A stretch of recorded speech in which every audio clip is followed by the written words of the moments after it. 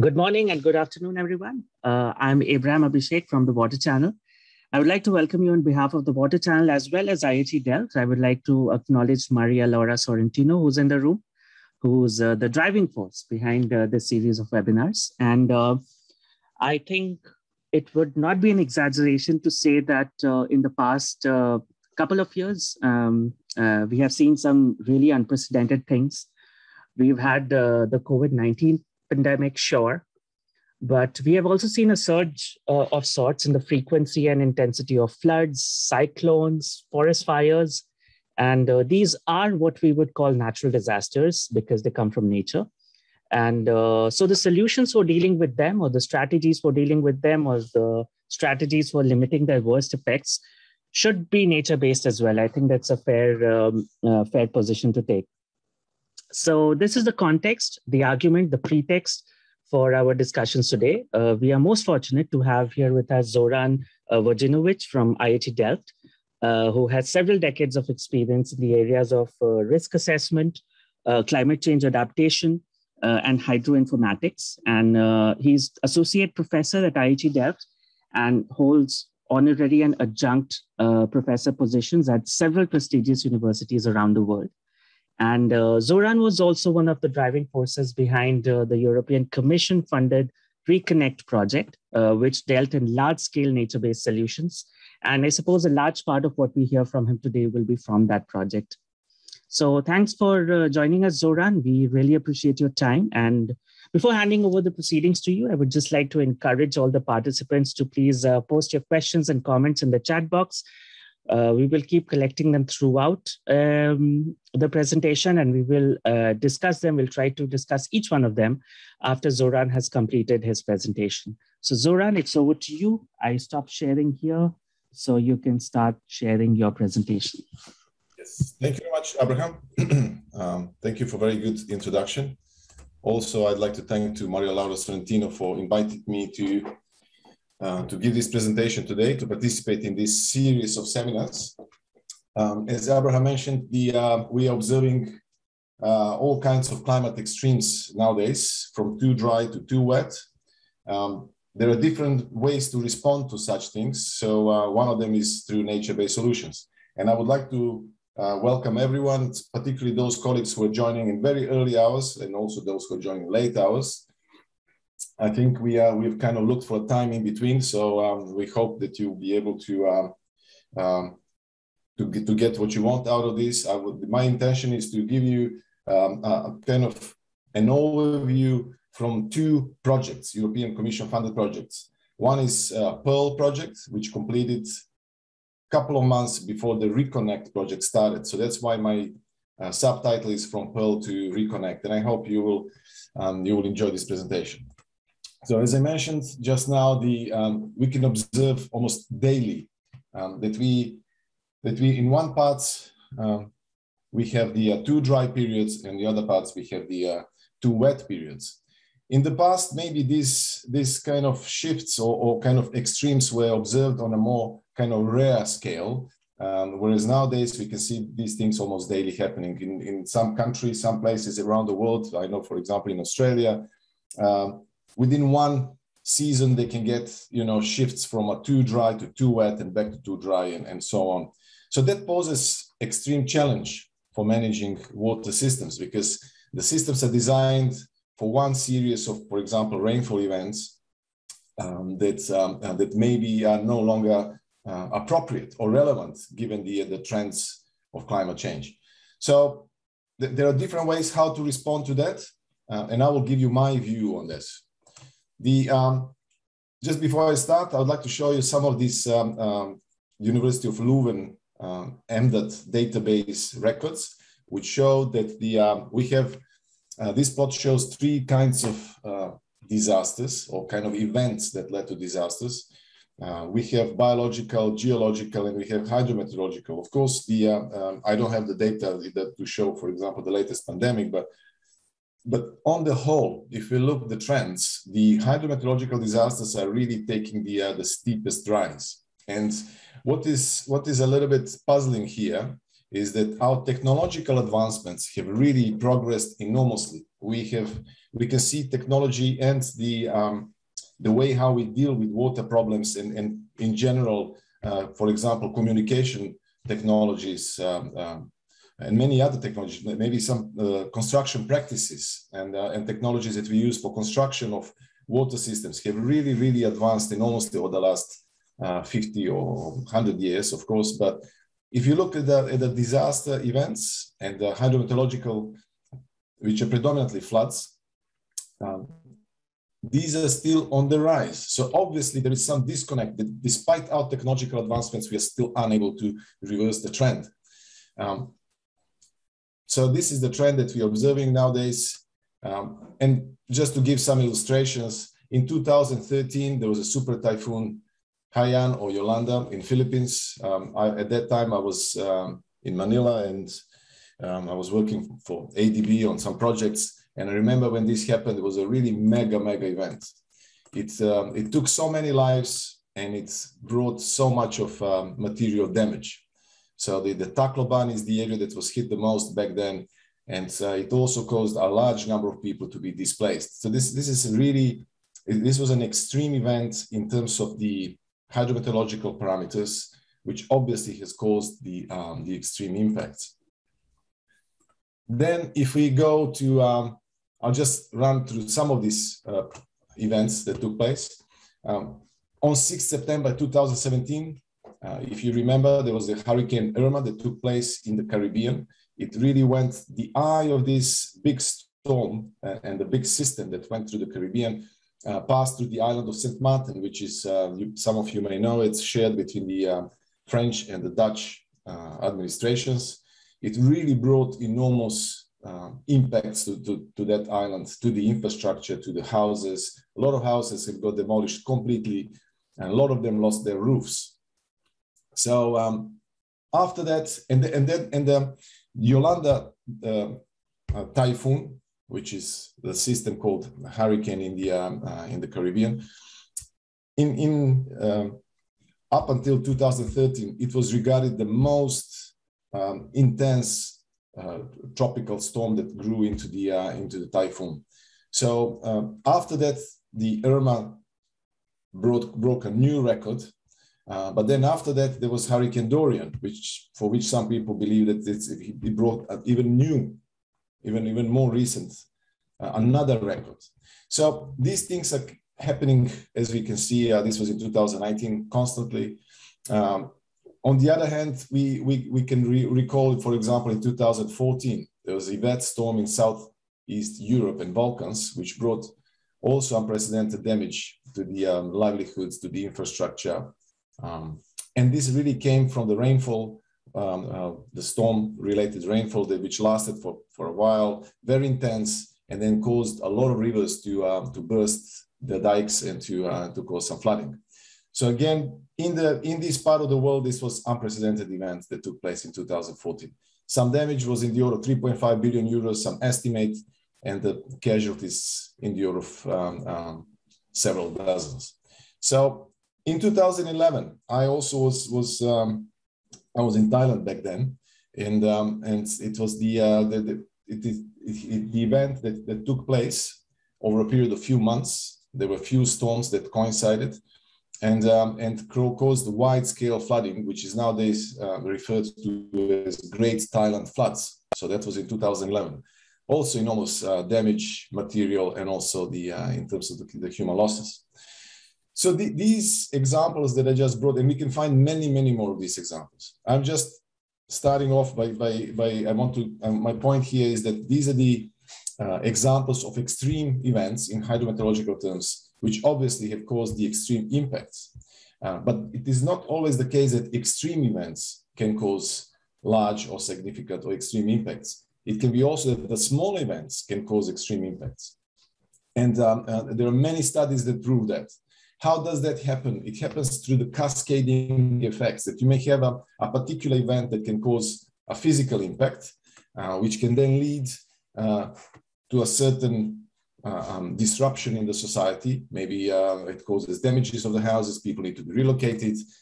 But then you may also have the water that stays on the ground, like it happened in, for example, in Thailand. The water stayed on the ground for maybe 2 to 3 months in some parts even.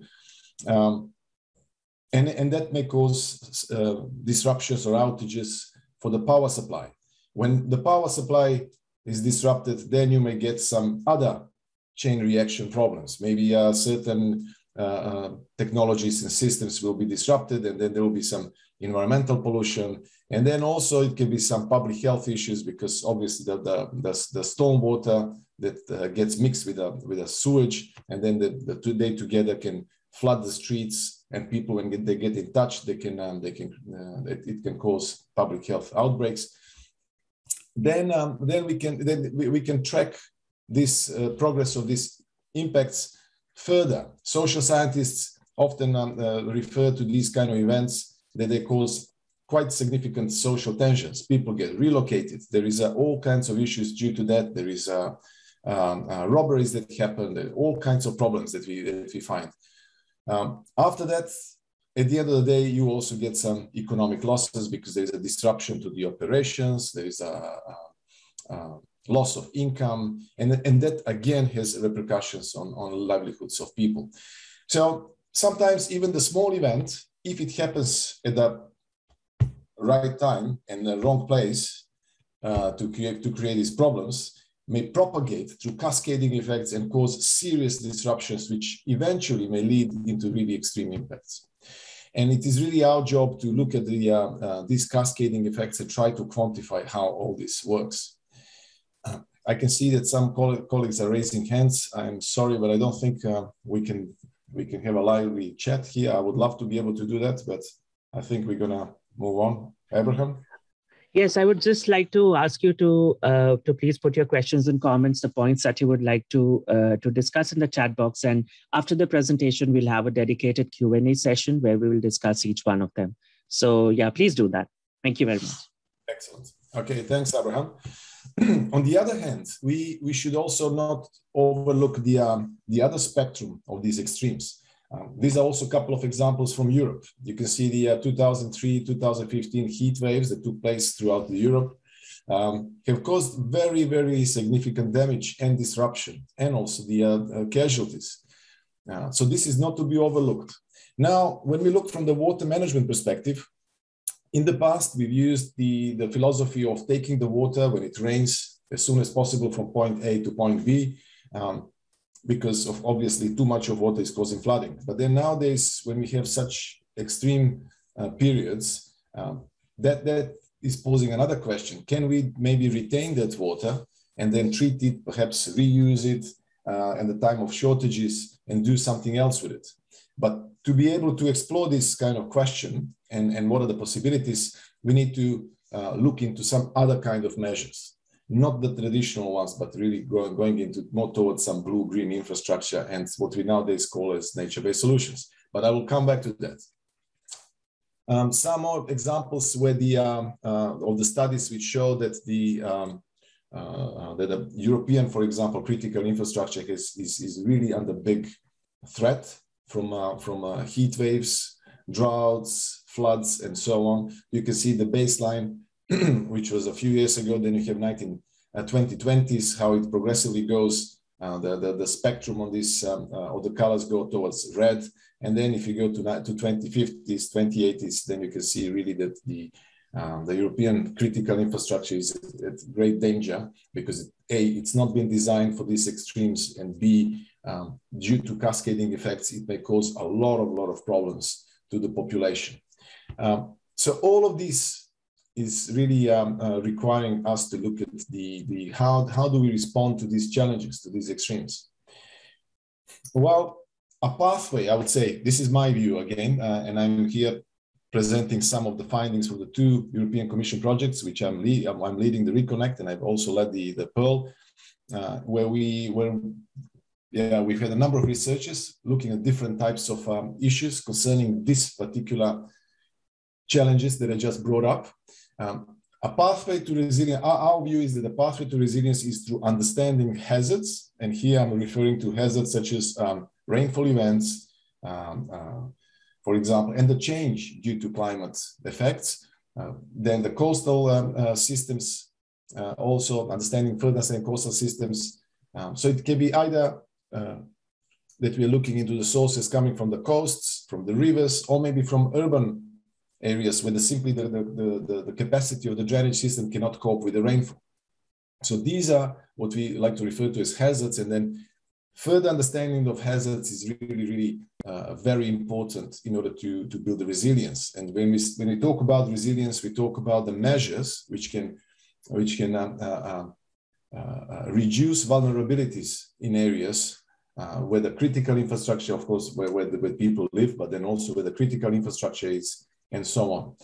Then another one is the minimizing exposure, and by understanding hazards and working towards reduction of vulnerabilities and minimizing exposure, which means we do not develop an urban plan where we're developing new areas and put the people right on the floodplain, because then obviously we're asking for trouble. We need to minimize exposure of population as well as the critical infrastructure to those areas which are known to be prone to flooding for decades, if not centuries. And then another response below that is developing sustainable measures. I mentioned the two projects, and I'm going to be showing some highlights from these two projects. The first one is the Pearl project, and Pearl has dealt a lot with understanding of hazards, reducing vulnerabilities, minimizing exposure, and to a certain extent, it opened the question towards blue-green infrastructure, which is nowadays referred to as nature-based solutions. And then the second project, Reconnect, exclusively deals with the nature-based solutions. So Pearl, preparing for extreme and rare events in coastal regions. This is the website, which is still operational, and you may go there and find some information if you wish. I will very briefly run through this project and then come to Reconnect. The research focus of Pearl was on hydro-meteorological events, on a holistic view of risk. What is a holistic view of risk? Is really looking at the various processes that may take place in the social domain, technological domain, and the nature-related domain, and how these interact. Example of that is that, for example, a particular event, hydro-meteorological event that comes from obviously from the nature-related processes, sometimes can be human-induced, but that event can cause a certain response by society, and then that response by society will maybe demand new technologies, and then the new technologies that are developed will maybe drive the way how the society behaves because of the developments of this technology. I mean, classic example is the development of our what used to be called mobile phones. Now they're smartphones, and how these things have revolutionarily changed our lives and how we live. So there is a constant interaction between the social domain, technological domain, and the natural processes. And in the holistic view of risk, we would like to capture all these three aspects as much as possible. We can never be exhaustive to capture everything, but at least the key processes. So this is what we've addressed in the research, in one of the research focuses of Pearl. And maybe the best, I could point you to maybe one of the best examples on how you can capture different aspects of society, technology, and nature for the disaster risk management in the form of modeling systems is the PhD research of Yared Abebe, who just graduated at the end of last year in December, and he got his cum laude, and for which he's got also now the medal here in the Netherlands, because the committee who has looked into this kind of research would have thought that this is a great work, and obviously he has done a great job by developing and combining different kinds of models there. So Abebe is Yared Abebe is the man, if you'd like to read his papers about this or his thesis. But then multiple hazards, the project looked into multiple hazards, especially those coinciding, because if you have a river running through a city and then goes into the coastal system, it is always that the interaction with these different water bodies causes the problem. And then traditionally we have organizations which are looking after these systems to be operating in silos. You have urban water or municipality or water utility who is looking only after the pipe network systems. Then you have maybe another utility which looks after the river, and then another one which is looking after the coastal ports and coastal systems there. So now when it comes to a large scale flooding, then it's different to separate, to differentiate what is the exact cause. for the problem, for the flooding. So then you really maybe need to set up, let's say, a numerical model for all different water systems, and then model them jointly so that you can really understand what is the problem. So this is what we refer to the multiple hazards, and particularly those coinciding. Then multiple vulnerabilities. I would here maybe point to the work of Naylor Medina Pena, who just graduated a few months ago, PhD again from TU Delft here. He worked with us in this project, and he's also produced some very interesting aspects on how to look into the vulnerabilities and how to capture those that are related to the societies. And then, of course, it comes the combination of measures. Very briefly, holistic view of risk. We are looking at, as I said, social system or socio-technical system that Professor Mike Abbott would say, and then how the nature works upon this system. And then as a result of that, you may get risk that may go up or down, depending how the society reacts in the form of responses and the measures. So again, I would say Jared's thesis would be very good lead for those colleagues who would be interested to learn more about that. It may sound very abstract and conceptual, but if you go into the publication of Abebe, you will see that the way how we managed to put all of these different models to operationalize or practicalize this conceptual, which may look or seem conceptual description. Multiple hazards, I just said the coincidence between coastal, river, and urban floods. And then in the Pearl project, we've combined different kinds of models. We have started off with the climate models. We've used the atmospheric model from University of Cambridge. We've used the Imperial College London fluidity storm surge model. And then we've also coupled with various DHI models, wave model, SWAN, and so on, in order to come up with the estimation of hazards. We did not manage to link all of these models at the time step, so that at the time step, these models can exchange the data and information, but it's rather kind of in sequence, running one, providing the boundary condition to the next model and moving through the chain of different models.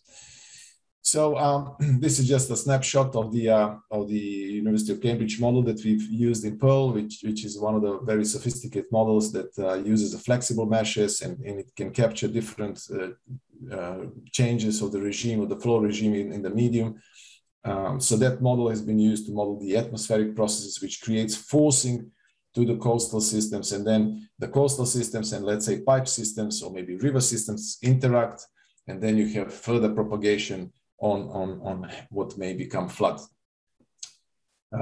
In the Pearl project, we've also, this is an example of the model that was used to simulate the effects of the Hurricane Irma. As you can see on the moving part shows the pressure in the wind field of the system, and below you can see the water levels in the particular region of St. Martin and the other one. And then also we've looked into the basically triggering tsunamis, because the working in the Caribbean, along the Caribbean region, and particularly where the St. Martin is, on the north from St. Martin, not far, is the Caribbean plate. So the Caribbean plate can also cause disruption in the form of tsunamis. So we've also modeled the tsunamis, and that's what you see in the screen on the left side that runs. In this project, we have looked also in modeling very fine physics and coupling the not only the 2D models, but also using not only 1D and 2D models, but also coupling these models with the 3-dimensional models to see if there is really that we are gaining something more with modeling the very fine physics and using the 3rd dimension, as opposed to using the standard maybe 1D or 2D models. So now one of the findings was that depending, of course, on the local settings and configurations, sometimes that advantage may not be significant. In some other cases, that advantage of using a 3D model may be significant. But on the other hand, that may be an issue with the computational time if we want to use this model for the real-time operation and flood forecasting. Then we have looked also in the data, conventional LiDAR data. I would refer you to the PhD of our colleague Mesuk from Thailand, who has looked into the structure for motion technique that can be used to filter the LiDAR data. Typically, we use the LiDAR data to set up a 2-dimensional model, but then if the resolution is not good, and if the depth model does not capture the details, such as fine openings that maybe the LiDAR will not be able to detect, then you need to process your data by the use of some other techniques. And what Mesuk has done is he has used Vojinovic Mesuk has used the structure for motion technique, and he has managed to get some very nice results. And you can see the difference between the LiDAR, the model, 2D model results using the conventional LiDAR on the left side, and the 2D model result using the structure for motion technique filtered, which has actually filtered the LiDAR data, and you can see how the flood map can be significantly different. So then I will show you a little bit about the cascading effects. We have done that actually multiple hazards. This is the work that we have done in Pearl. We have done that for the case of Bangkok in the Sukhumvit area, which is the quite busy and economically important part of Bangkok. But it is the area which floods very often. And what you see on this screen is the multiple hazard analysis, in the sense that typically hazards are obtained from the water depths, velocities, and maybe durations of floods. But now what we see here is that we have also incorporated the E. coli concentration of bacteria, of pathogens in the flood water. And then if you really combine this information, you may come up with a totally different hazard map, as opposed to the map that you may develop only by using one variable like a flood depth, and not even looking at velocities. So this is just to illustrate that the hazards, they have multiple dimensions, and typically the data that you need to use to analyze the hazards is the water depths, water velocities, the duration, and also maybe the concentration of particular pathogens.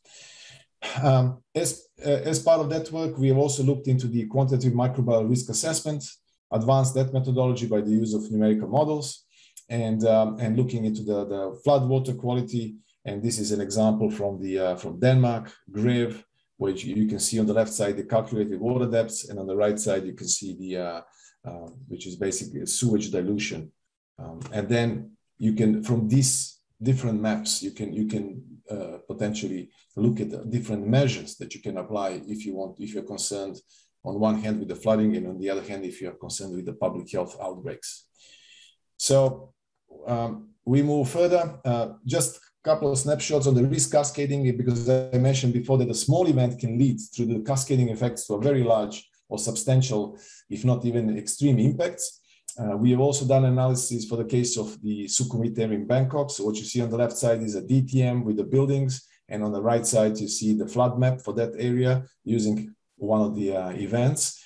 The idea here is that when you have, let's say, intermittent water supply in the city, and if there is a significant leakage that may occur in the city, like in this case in Bangkok, then maybe when you stop supply of the water, and then if there are some openings or cracks or whatever points where the leakage occurs, now there is no pressure, that there is no water that pushes the flow through the pipes. Then the external forces coming from the rainfall, for example, in the rainfall, like in Bangkok, it's a combined sewer system, so it's a rainwater mixed with the fecals, with the wastewater, may enter to your system. Then when it gets into your water supply system, then you have another problem, totally different problem.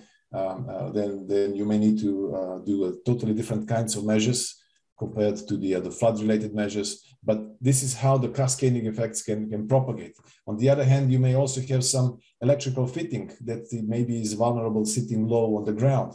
And then when it gets in contact with the water, it may cause outages or outbreaks with the with the problems with electricity. And then in places like in Bangkok, which is 30 plus degrees, when the food needs to be refrigerated, then you can imagine how, if there is a cut in power supply, how this can go.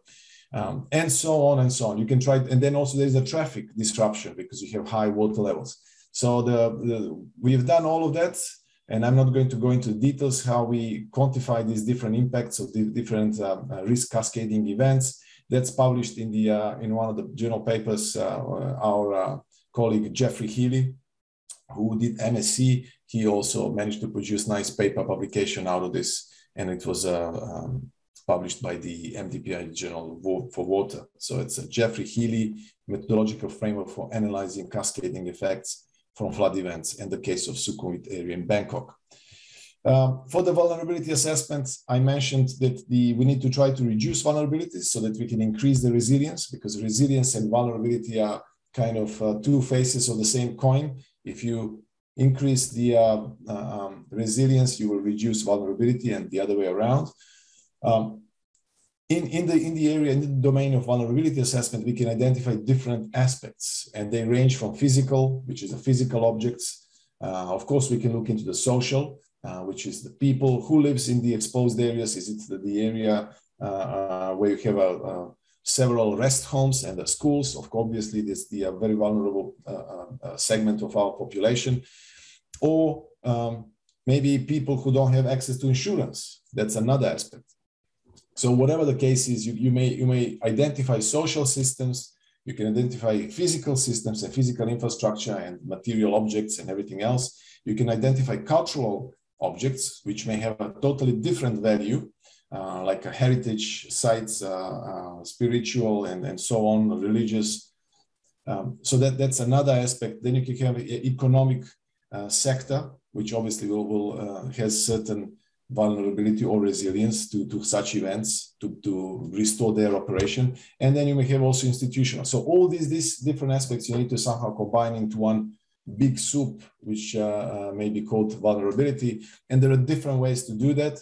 I would like to refer you for those colleagues who might be interested to see how did we address that in this EC-funded project, is to read some of the papers from our PhD graduate, Naylor Medina Pena, and this is one of his papers that was published in the Journal of Sustainability in MDPI by MDPI, and it's assessing socioeconomic vulnerability after a hurricane. So he did this work for the case of St. Martin. Now talking about the flood risk and reducing flood risk, you can also, when we start looking at the measures, we want to try to find the measures that can be multifunctional or multi-beneficial, in a sense that not only those measures that can minimize the flood, which is obviously very relevant, I'm not trying to undermine that, but it's also good if you can find a combination of measures that can also bring benefits to the some other types of hazards, such as heat stress. So we've looked into the flood risk and combining measures that can address flood risk and thermal comfort of heat stress. And we have done that again for the case of Bangkok, because obviously there the heat is one of the issue, but then flooding is another issue. In this work, we have done the microclimate modeling with fluid dynamics, thermodynamics, and other aspects. We've done measurements along the streets and looked into this green and blue infrastructure, compared what is the temperature in these areas with the green and blue infrastructure, such as nature-based solutions, are as opposed to those areas when they are not present. And then we try to derive some kind of prospects for application of these measures. If you would like to read that, then I would refer you to another journal paper by our colleague Abdul Nasser Majidi, who completed his MSc, and the paper that he has published out of that is the Planning Nature-Based Solutions for Urban Flood Reduction and Thermal Comfort Enhancement. So he's looked into these different aspects and how he has even done these measurements in the field. He has been going from street to street, from different areas, close to different parks and different water bodies, measuring temperature in order to come up with some ideas on how to install nature-based solutions that can be not only effective for flooding, but also that can help the thermal comfort in those areas. So this is the work of Abdul Nasser Majidi from Afghanistan. Very good work, and the work is published in the Journal of Sustainability, MDPI. Now, I'm moving now towards the kind of the responses and nature-based solutions. The traditional response to the stormwater management, to flood management in general, is the gray infrastructure, which is nothing wrong. And this presentation is not to disregard or to undermine the value of gray infrastructure, but is rather to say that we have to look at the combinations between the gray infrastructure and something which is more towards the natural systems or nature-based solutions.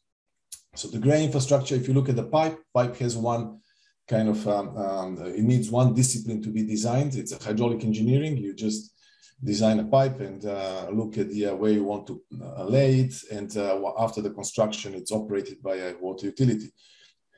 You may not need other disciplines for that. And that may be straightforward. On the other hand, if you move from gray to green, and if you apply the concept of building with nature, which incorporates the ecosystem services, looking at the multiple benefits, and making it also more flexible and responsive to climate changes, then you need to really you need to have a number of different disciplines. And these disciplines range from the ecology, biology, of course, hydraulic engineering, but also the economics, social science, and so on, because the number of stakeholders is enormously growing up if you move from designing gray systems towards the nature-based solutions.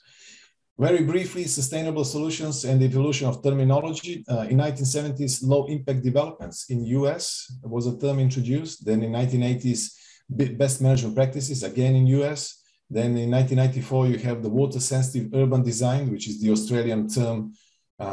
For all these terms that you see here, they're more or less depicting what nowadays passes under the name of nature-based solutions. So you have in UK, SUDS, Sustainable Urban Drainage Systems, green infrastructure, nature-based solutions, a term coined by the IUCN and adopted by the European Commission, ecosystem-based approaches, eco-DRR, disaster risk reduction, blue-green infrastructure. These are all terms that are interchangeably used to describe more or less nature-based solutions. You can find that in a paper that we published not too long ago by our MSc graduate, but now PhD researcher within the Reconnect Ladapon Ruangpan from Thailand. And the title is Nature-Based Solutions for Hydro-Meteorological Risk Reduction, a state-of-the-art review of the research area. There are different definitions of nature-based solutions. This is one of them. The European Commission defines nature-based solutions as actions inspired by, supported by, or copied from nature. So basically using natural processes, trying to mimic how these processes operate. And they aim to address a variety of social, environmental, economic challenges. You can find nature-based solutions for different purposes, such as urban regeneration and so on, but also for water management. And flood mitigation is a classic example. It is important to emphasize here that nature-based solutions, to have a particular measure that can classify as nature-based solution, often described by the European Commission, it needs to fulfill multiple benefits. So it should not only be efficient for the water management, such as flood mitigation, for example, but also needs to bring benefits to the nature. So maybe enhance the biodiversity.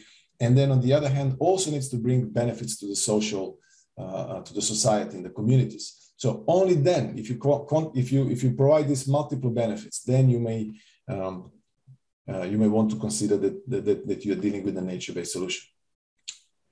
And there are a number of SDGs that nowadays you can find that the nature-based solutions contribute towards.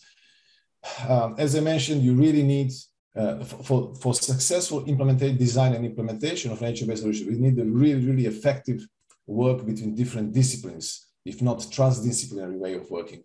So we need, as I mentioned, people from different sectors, from different disciplines, particularly because when it comes to design, design is not only from the hydraulic perspective, water management, but also from the landscape architecture perspective, because we are dealing with the systems on the ground. We are not dealing with the systems below ground, such as putting the pipe under the ground, where you may not need any inputs from a landscape architect. But here we are talking, if you take, for example, a big pond that you need to, that maybe serves as in dry times for another purpose, and during the wet times, it will serve for flooding, you obviously need a landscape architect to help you with successful design.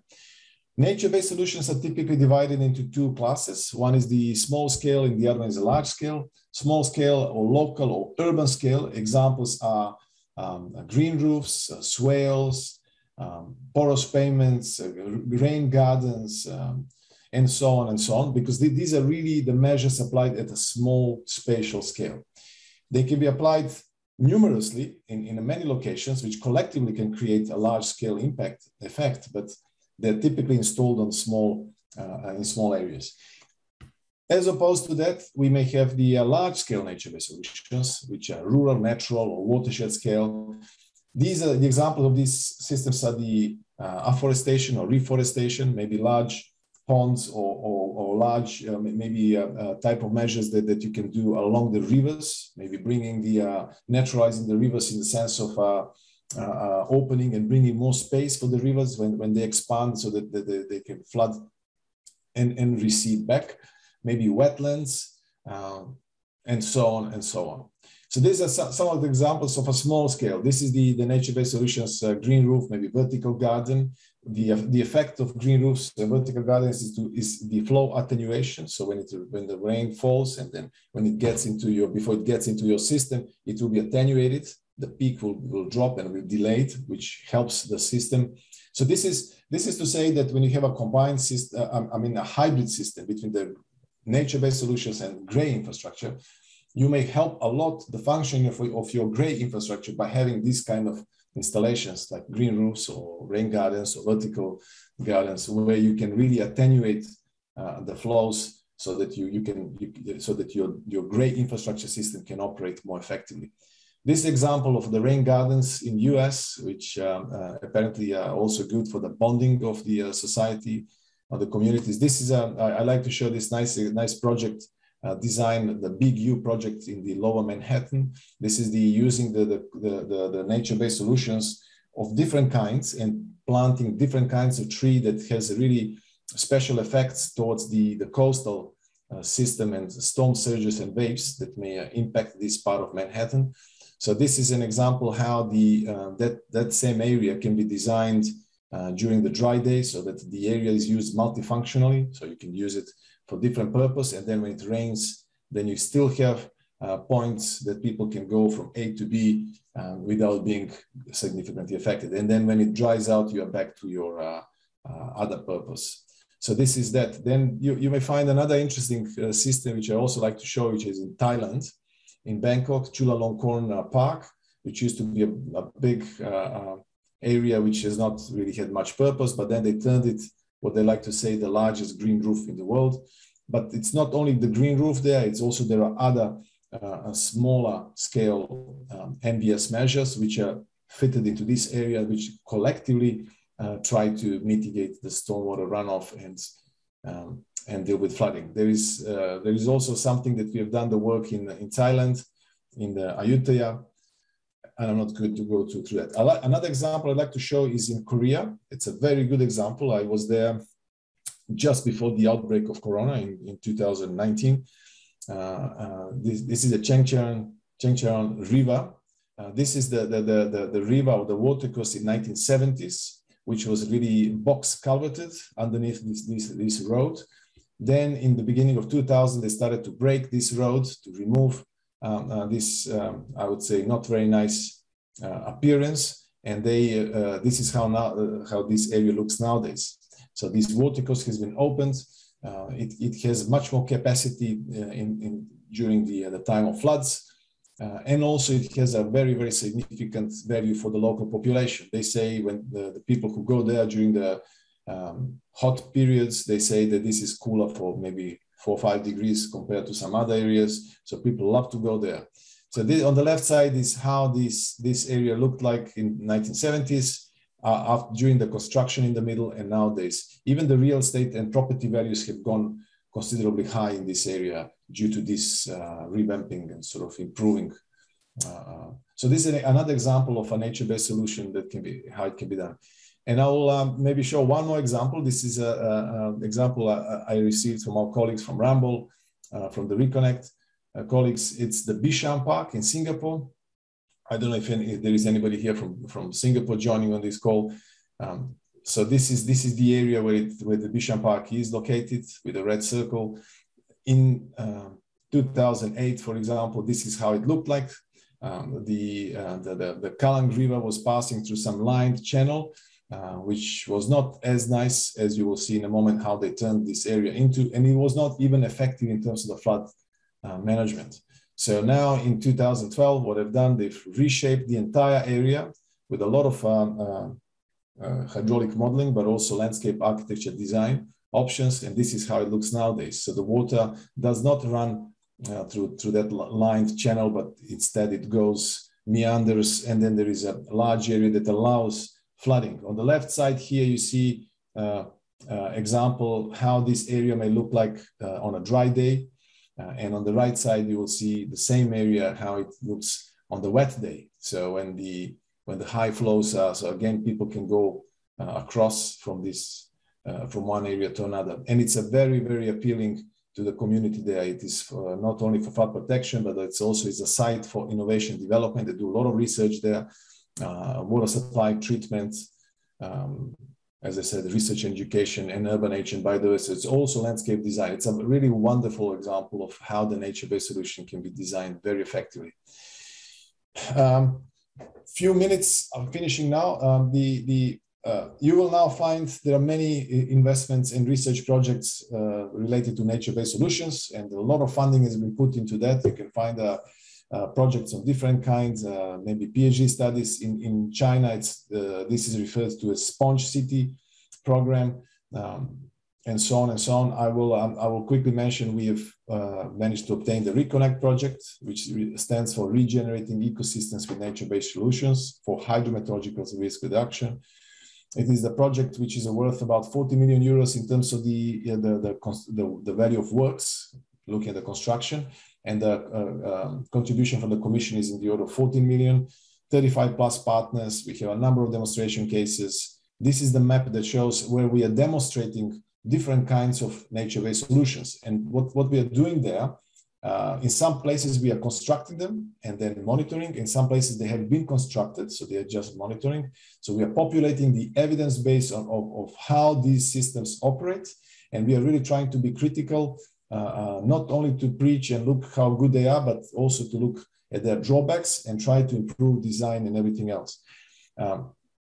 We are looking at the benefits and co-benefits really for these measures, and we are looking at this an example in Denmark. You can see the large area which has been designated to act as a pond during the wet periods, and on dry periods it is a dry area, and it protects, for example, urban area on the right side. This may look like a very, very good design from the flood management perspective, but this same design has some other issues, and the issues are more ecological. The fish that go to these watercourse, trout, they often get lost during these kind of events when you have flooding, and then the fish comes out and starts swimming there, and when this area dries out, you have a high fish mortality. So from the flood or hydraulic engineering perspective, it is a very good design because you don't get flooding of the nearby urban area, but ecologically and looking at the ecosystem perspective, this is not very good. And what we are trying to do in this project is maybe to think about some options how this can be improved. And we are looking at the biodiversity enhancement with these measures and also social well-being. We have also the colleagues from the medical school of University of Exeter who are looking at how these measures can have positive impacts on psychological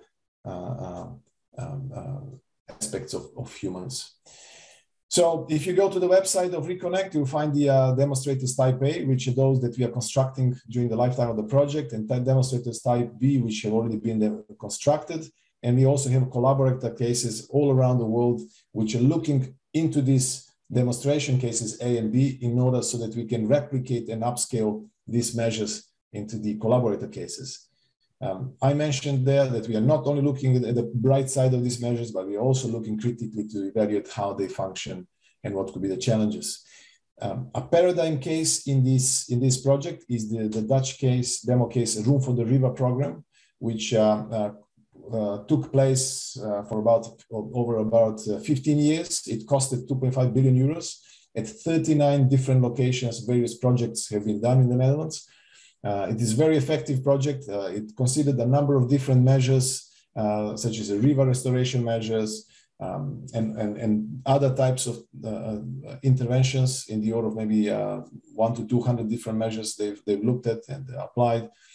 And this is an example from the city of Nijmegen, where you have a parallel channel running to the main river channel. This is on a dry day when it gets flooding. This is how it looks like, but with no damages to the population, to the housing, to any of the infrastructure. This is an example of the nature-based solutions, a large-scale application that you can do along the rivers.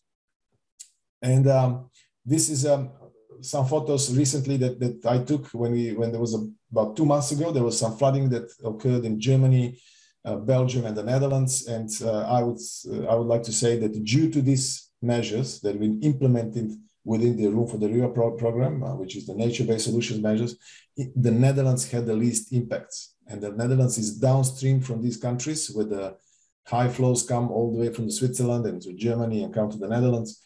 And also for the River Meuse comes from Belgium. The minimum impacts have happened in the Netherlands, and you would expect because of being downstream, but not. It's really due to these interventions. And these are some of the pictures. And I'm now wrapping up this project. If you'd like to go and see what we've done in this project, you're more than welcome. Reconnect.eu is the website.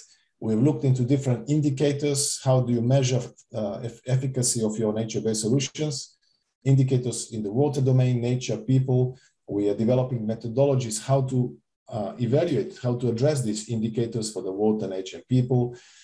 We have got a number of paper publications. You may want to go there and download. We also try to have some reports soon that will be available. Not yet, but soon will be there. And then we are also looking at the platform, and I'll show you. We have a real-time monitoring platform, which is not publicly available at the moment, but very soon it will be, where you can go there and you will be able to see different sites that we are monitoring. You can see this example of dashboards for monitoring of nature-based solutions. You'll be able to go and let's say to the Netherlands or to Germany or to France or to Italy, for example, and where we have these nature-based solution sites.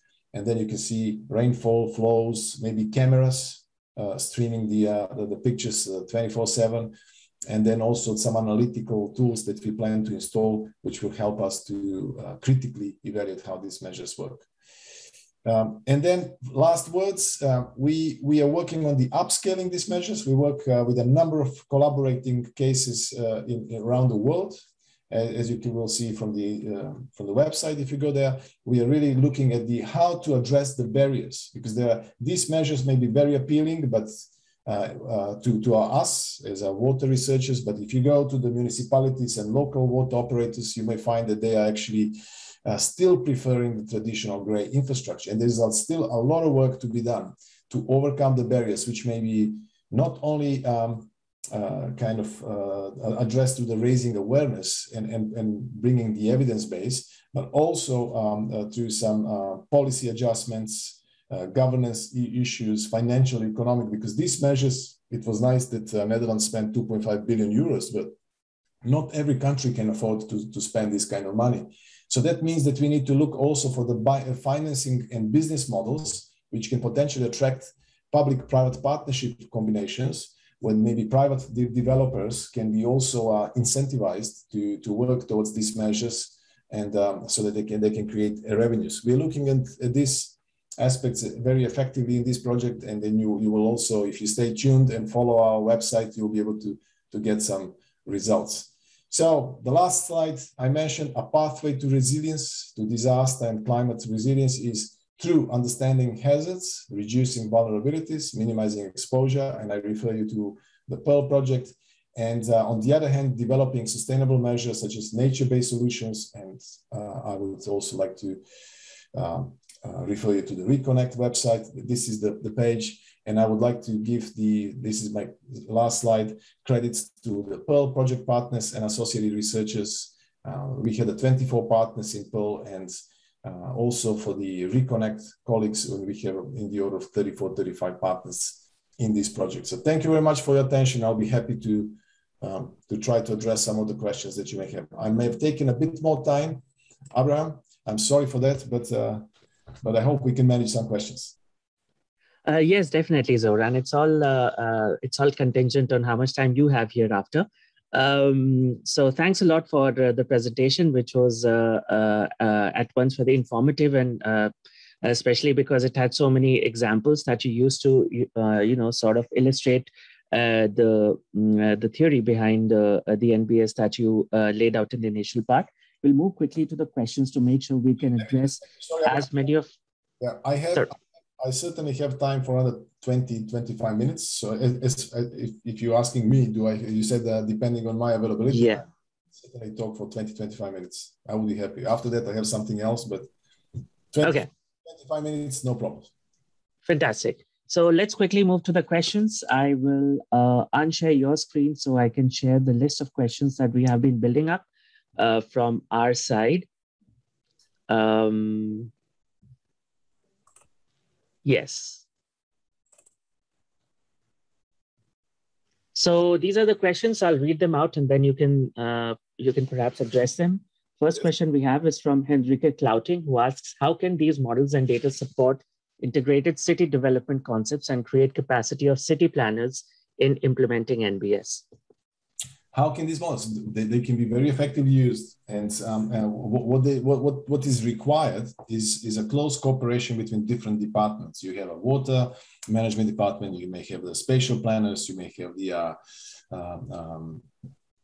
other important environment protection agency, perhaps, or somebody else. They are very effective, and from our dealings by setting up these models, running different scenarios, obtaining different results. What is possible to be done is to bring these different stakeholders around the table and show them the impacts of how things can be done if they're working in silos as opposed to if they're working jointly. And you can use the models to effectively demonstrate that. And what we found, for example, in case of Pearl, but also in some other cases, is that these models have made people to realize that without close cooperation, we cannot develop sustainable measures. So I would say these models and the results can be used to effectively communicate the impacts of working in silos as opposed to working jointly. And then this may open up more closer cooperation and discussion between different stakeholders, which is our experience. So this is one example. Yeah. Thanks. The next comment is from Abel Imadaj, who says, thanks, Zoran, for a great summary of NBS for resilience and managing disaster risk. Did the Bangkok study look at cross-contamination from sewers? Also, are there any examples of NBS for bushfire risk and landslides? Landslides, yeah. In terms of the Bangkok, yeah. Well, we've been looking at the water quality, the flood water quality, and the mixing with sewers, and looking at the pathogens. We've had students taking the samples from the manholes and addressing that very closely. We are preparing one publication now. We've had a stream of students looking at these issues, so that's been looked at. Unfortunately, we don't have a publication yet, but we are working on one now. And your other question about the bushfire risk and landslides, I would say landslides. We don't have really for the bushfire risk, but we have for landslides. For the landslides, we have our key case in Reconnect is the Portofino area in Italy. So we do have one journal publication which is now being produced, and which will show what kind of vegetative measures and cascades that can be applied to mitigate the landslides. So yes, we are addressing not only the rainfall-induced flooding, but also the landslides as another type of hazard. And it is our Portofino case in Italy because we have steep slopes there. Yes. Okay. We have a comment from someone who's anonymous. So many tools, examples, and institutions, but what are the best examples that prevent disasters, including both climate-induced and man-made, in developing countries? It will be worth to learn and build on that for a country like Nepal. Well, you can find different examples. It is really not here to, of course, you may find different challenges when you deal with the countries which have a less economic development and less potential for investments, of course. But there are good examples. I would not pinpoint one or two now, but there are good examples, and certainly we can learn what the examples that I brought maybe are not necessarily fall into that category, very developing countries. But there are the lessons learned here that we are deriving from these cases can be used to bridge some of the problems and be more effective in the developing countries. So they're equally applicable. Yeah. The next one from AKM Ibrahim is there are a few events such as lowering groundwater levels that could have happened because of both human actions and climate change. How can you differentiate the impacts of man-made disasters and climate change in those cases? Well, the typical example of man-induced disaster would be that you have, and you can see it not only in developing countries, you can see it very much in developed countries. And I would not also like to pinpoint, but there are many places. It's basically common case where around the world, irrespective of the developing or developed countries, is that the planning people, the spatial planners, they often go by certain needs to economically develop certain parts of the city, and they start developing housing on a floodplain. And this is a human influenced the disaster, basically, because if you put a housing in a particular area which is always known to be flooded, now you put that the solution of the flooding to the flood engineers. I don't think that there's a magic that they can do to mitigate that. They may reduce a little bit with the various measures, but you will not be able to make it flood proof area. So the example of how so you have nature-related processes, which is we know what they are, but on the other hand, you have a human-related process. And I would here really pinpoint the spatial planning. Where do you develop area? The question of where to expand the city and to which extent it needs to be done with stormwater managers, with the flood managers, who need to have a big say in that. Because if the spatial planners just go ahead on their own planning on the basis of the GDP or whatever economic growth that they would like to enhance or improve in the city without consideration of these other aspects, then of course we are asking for a trouble.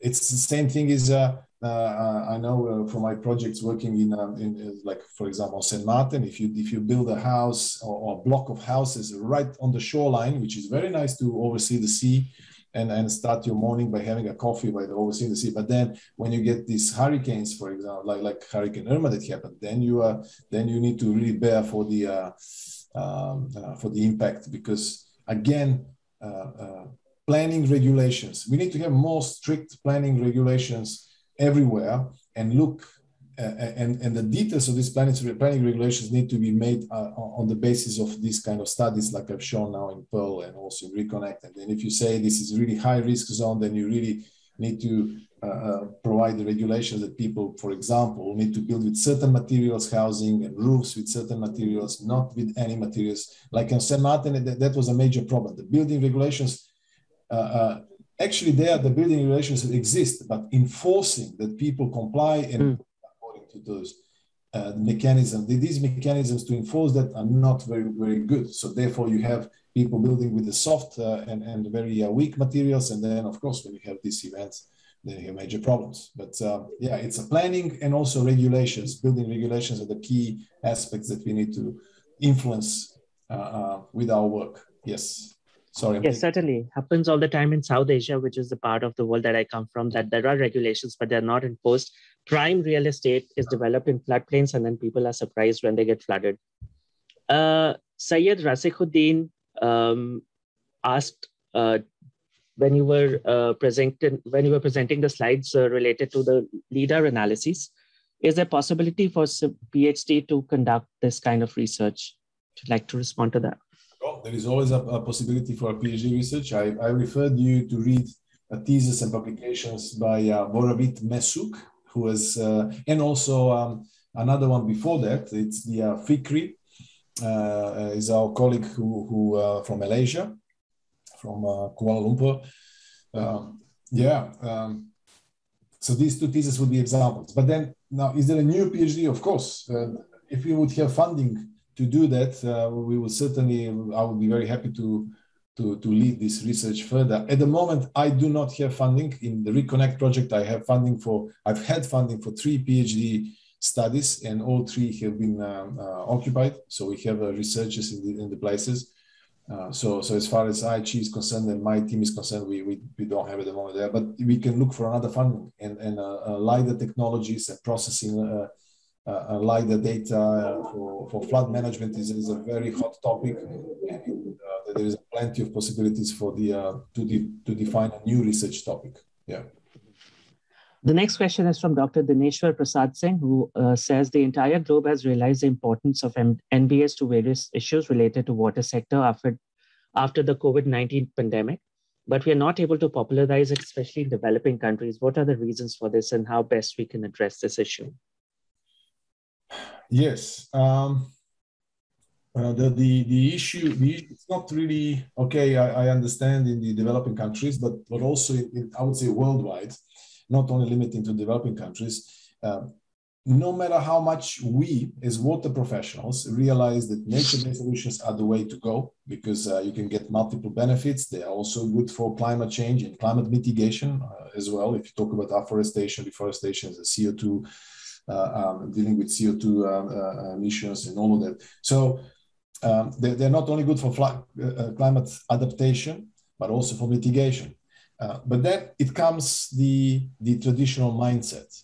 People are much more, much easier convinced to live. They feel kind of they are more safe in the areas where there is let's say a dike, yeah, the traditional gray measure, for example, a dike. So they'll be more protected, as opposed to if they live next to a wetland. If you tell them, no, we can create a wetland because that wetland can do this and that, but also can be efficient in a flood protection. So people still believe that the gray infrastructure is more safe. So what we need to do a lot of raising of awareness amongst the population, and very much amongst the water professionals.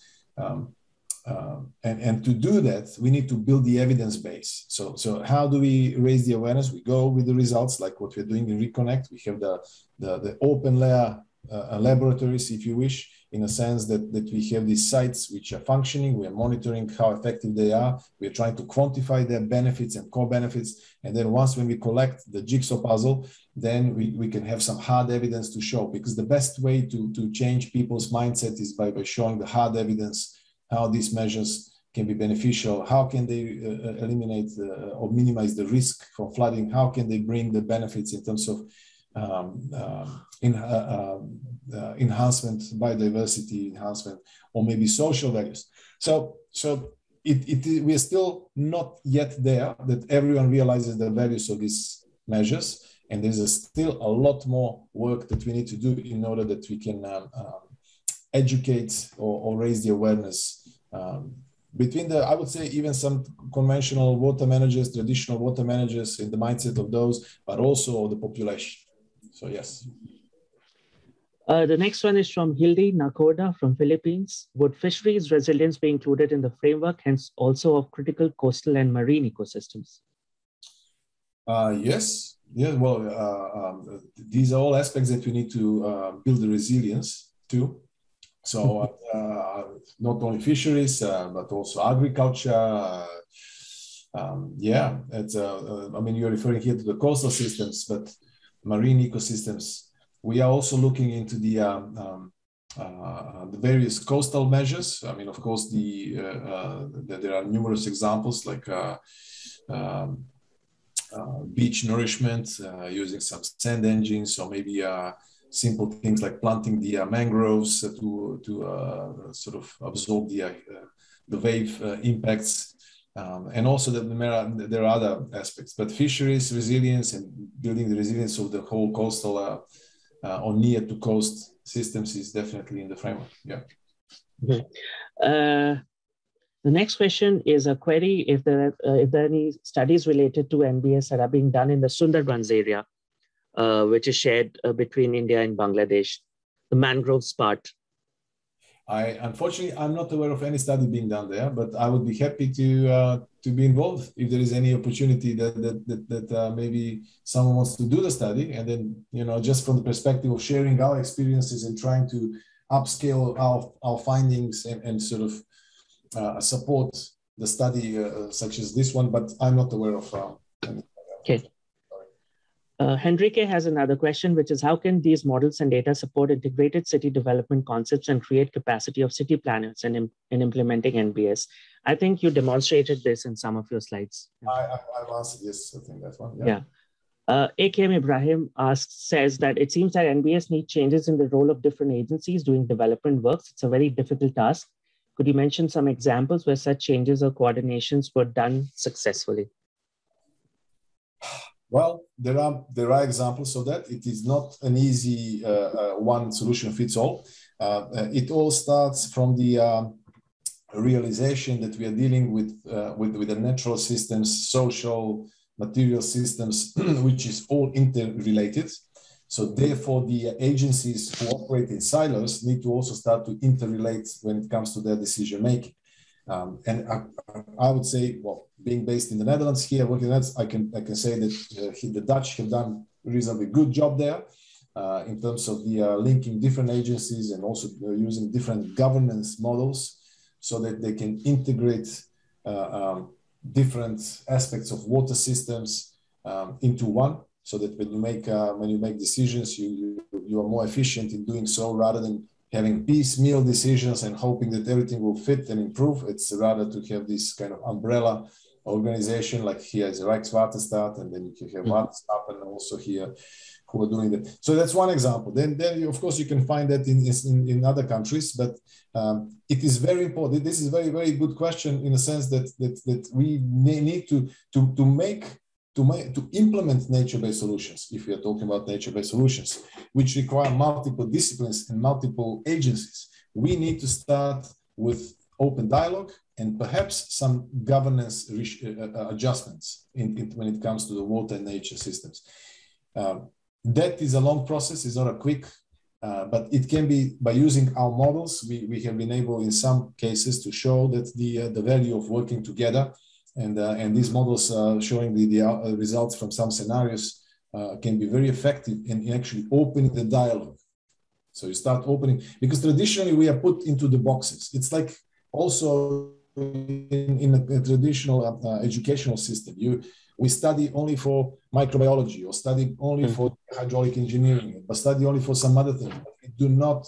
We are not trained to look big, but the problems are never coming in one discipline. They are interrelated. So therefore, we have to start to break these boxes and bring these broader views. But that is, education is classic example, but also in the way how we run our governance of water systems and water infrastructure. So it is not a quick solution, but it's a rather process that we need to move on to. But I don't see other way how we can go. Yes. Second last question is from Diego Paredes, whose question is about the limitation to apply NBS approaches in cities with steep topography, as in Quito, Ecuador, which is a highland city. And also he points out that it is important to calibrate and validate the hydrodynamic model before implementation of NBS in the model. We've had a student from Quito, from Ecuador, who has looked into some flood modeling there. He had a model that definitely you can use steep slopes, topography with steep slopes in your models. It's not only in Quito that you have these issues, you have in many parts of it. I know I worked on a project where we looked into some parts of Belo Horizonte in Brazil with steep slopes. Of course, you need to manage the kind of the flash floods that you get in local areas. You can you build a model, you can assess different measures that target flash flood and this kind of physics. And yes, there is no limitation to apply NBS. In the steep slopes, actually, by an example of NBS can be a series of ponds, detention or retention ponds. And we all know that mitigation of flash floods, which result from steep slopes, the ponds are a very effective way of dealing with such floods. rather than using some open channels only or pipes. But then within the open channels, you can also put some cascades. You can do various things, and you can line them maybe with some natural materials, so that you even slow down this runoff. So you can do various things, nature kind of inspired. But then your second part, it is very important to calibrate and validate the hydrodynamic model before implement. Definitely any model, if it's not, or every model which is not calibrated and validated, is no better than just a guess. You know, you may have intuition if something will work or not. And if the model is not calibrated, it may not be much better than your intuition. But when you set up a hydrodynamic model, then you will, of course, need to calibrate it on some events, or maybe series of events, but then you need to validate it. And then once when you gain the confidence in that model, then you can use it reliably to plan NBS. Otherwise, of course, like with any model, junk in, junk out. So you need to really to improve that. And the way to do that is through calibration. Yes. Right. And the next question is from Gopa Kumar R, who asks, what are the methods in addition to cost-benefit analysis to evaluate the effectiveness of a nature-based solution in terms of its sustainability? Well, when you talk about, I mean, it depends how we define sustainability. Yeah, sustainability. It's we can define it in a way that particularly when it comes to nature-based solutions, because I mentioned before, those measures that benefit not only water management, but also nature, like biodiversity, and also the social systems, they can qualify to be called nature-based solutions. So when you talk about sustainability, you talk about sustainability in all these three areas. So we need to create such measures that can create longevity so they can last for long period of time without diminishing prospects for the future development. It's a very nicely said, but very difficult to do, of course. And the methods that you can use to evaluate the effectiveness of such measures. First of all, we have methods to evaluate the effectiveness through models, yeah, and running model simulations and doing the analysis, looking to different indicators related to water, nature, people. Then through various stakeholder-driven discussions and interactions, we can come up with something what we believe or what the community believes is sustainable, and then you can have that to implement. But that's pre-implementation. But then once you implement these measures, then you really have to monitor effectiveness, and this is what we are doing in Reconnect for demonstrators type B, is have we really achieved what we plan to achieve? So to do that, to say they're effective, you need to do some baseline monitoring before construction, before implementation. And then once you implement these measures, then you have to monitor how they operate in terms of water, using water indicators, nature indicators, social indicators over time. And then against the baseline that you may have, then you may say, okay, it's going up or down. Here we are really achieving a lot. Maybe here we are even causing some other disruption, like I showed before in the case with this fish mortality that we have. So what these are the methods. Of course, you have cost-benefit analysis, but the problem with cost-benefit analysis is that if you want to monetize all your benefits, you will very quickly run into challenges, because you can monetize, for example, if you're talking about the flood-related impacts. So before NBS and after NBS. Before NBS, maybe the city will be impacted by so much, and then you will have so much of material damage. With NBS, you may reduce this damage to so much. So that's the monetary expression. But then when it comes to the natural systems, how do you do the cost-benefit analysis of, let's say you enhance the biodiversity by adding 5 new species in the area? Can you turn that into money terms? It's very difficult. Or if you say that they are now the pond, like I showed Bishan Park in Singapore, which is a very nice example. People like it very much. It's a very pleasant. It may mean a world to some people to go around, to walk the dog, to sit in the nature, to sort of rather than how it looked before. But how do you express that in money terms? How do you do cost-benefit analysis of something which is aesthetical? And even maybe kind of effective for the psychological well-being of people. So the methods, some method, there's traditional cost-benefit analysis, and there are a lot of things that you can express in money terms, but there are a lot of things that you cannot express in money terms. And this is one of the great challenges.